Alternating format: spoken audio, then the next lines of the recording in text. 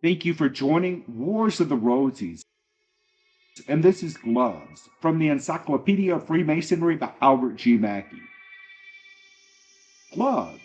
In the continental rites of Masonry, as practiced in France, in Germany, and in other countries in Europe, it is an invariable custom to present the newly initiated candidate not only as we do, with a white leather apron, but also with two pair of white kid gloves, one a man's pair for himself and the other a woman's, to be presented by him in turn to his wife or his betrothed, according to the custom of the German Mason, or, according to the French, to the female whom he most esteems, which indeed amounts or should amount to the same thing. There is in this, of course, as there is in everything else which pertains to Freemasonry, a symbolism. The gloves given to the candidate for himself are intended to teach him that the acts of a Mason should be as pure and spotless as the gloves now given to him.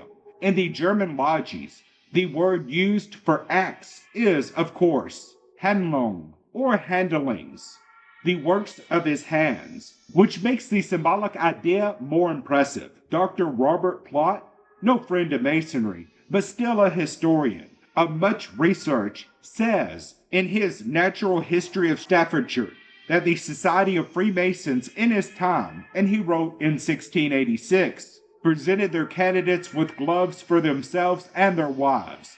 This shows that the custom, still preserved on the continent of Europe, once was practiced in England, although there, as well as in America, it is discontinued, which is perhaps to be regretted. But although the presentation of the gloves to the candidate is no longer practiced as a ceremony in England or America, yet the use of them as a part of the proper professional clothing of a Mason in the duties of the lodge or in the professions is still retained, and in many well-regulated lodges the members are almost as regularly clothed in their white gloves as in their white aprons. The symbolism of the gloves, it will be admitted, is in fact but a modification of that of the apron. They both signify the same thing. Both are allusions to a purification of life. Who shall ascend, says the psalmist, into the hill of the Lord, or who shall stand in his holy place? He that hath clean hands and a pure heart. The apron may be said to refer to the pure heart. The gloves, clean hands. Both are significant of purification, of that purification which was always symbolized by the ablution which preceded the ancient initiations into the sacred mysteries. But while our American and English Masons have adhered only to the apron and rejected the gloves as a Masonic symbol, the latter appear to be far more important in symbolic science, because the allusions to pure or clean hands are abundant in all the ancient writers. Hands, says Weems in his Clavis Symbolica, are the symbols of human actions. Pure hands are pure actions. Unjust hands are deeds of injustice.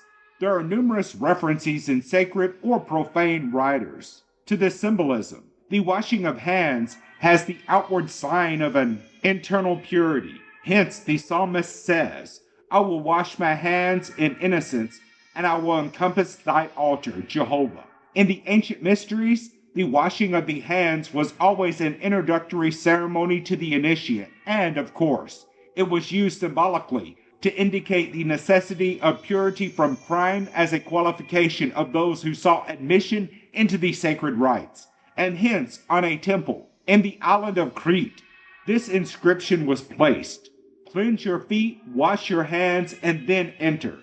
Indeed, the washing of hands, as symbolic of purity, was among the ancients a peculiar religious rite. No one dared to pray to the gods until he had cleansed his hands. Thus Homer makes Hector say, I dread with unwashed hands to bring my unscented wine to Jove an offering.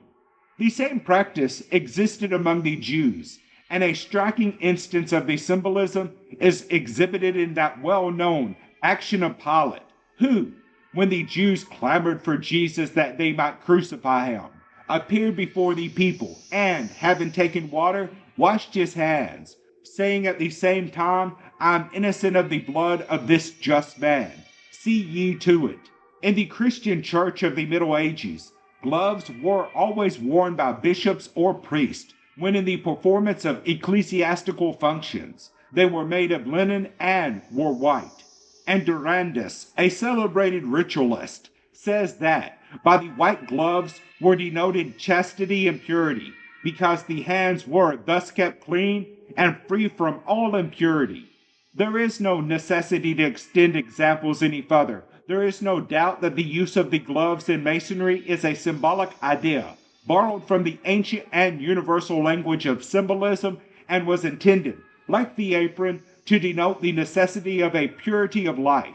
The builders who associated in companies, who traveled Europe and were engaged in the construction of palaces and cathedrals, have left to us, as their descendants, their names, their technical language, and the apron, the distinctive piece of clothing by which they protected their garments from the pollutions of their laborious employment. Did they also bequeath to us their gloves?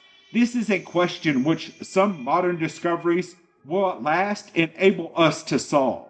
M. Diderot, in his following work, presents us with an engraved copy from the painted glass of a window in the Cathedral of Chartres in France. The painting was executed in the 13th century and represents a number of operative masons at work. 3 of them are adorned with laurel crowns. May not these be intended to represent the 3 officers of a lodge?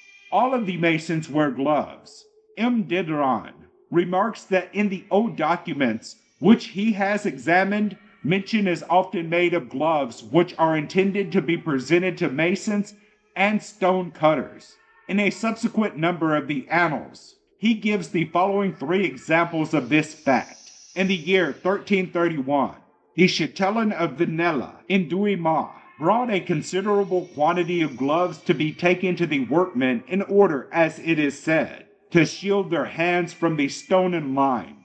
In October 1383, as he learns from a document of that period, 36 pair of gloves were brought and distributed to the masons when they commenced the buildings at the Chartreuse of Dijon.